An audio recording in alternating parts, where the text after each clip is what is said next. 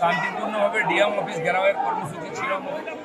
বহরমপুরেতেও ছিল, এখানে হাজার খানেক কর্মীকে নিয়ে আমরা এসেছিলাম। আমাদের মিছিল হলো, বক্তব্য রাখা হয়েছে এবং আমরা ডিএম অফিসের দিকে এগোচ্ছিলাম। 3খানা ব্যারিকেড ছিল, 2টো ব্যারিকেড আমাদের কর্মীরা ভেঙে দিয়েছে। তারপরে এখানে যে ব্যারিকেড যেটাও ভাঙার চেষ্টা হয়েছিল, কিন্তু আমরা অশান্তি চাই না। আমরা এখানে এসে আমাদের কর্মসূচিকে শেষ ঘোষণা করলাম। শান্তিপূর্ণভাবে আজকে যে অবস্থান ছিল এবং ধর্না ডিএম অফিস আমরা পৌঁছাইনি, কিন্তু পুলিশের ব্যারিকেডকে মেনে নিয়ে আমরা এটাকে ডিএম অফিস বলে আমাদের জেলা প্রেসিডেন্ট আজকে এখানকার কর্মসূচিকে শেষ ঘোষণা করলাম। আমরা লড়াই করতে আসিনি, মারপিট করতে আসিনি, কাউকে আহত করতে আসিনি।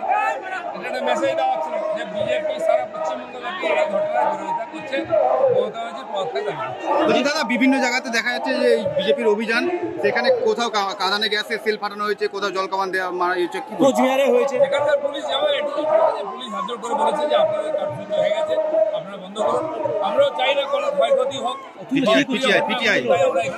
পিটিআই দাদা, বীরভূমের বিজেপি তৃণমূলের বিধায়ক রয়েছে, তারা প্রতিবাদ করছে, তাদের দ্বীপ ছেড়ে ফেলে দেওয়া হচ্ছে। জেলে গেলে ভর্তি হয়ে যাবে।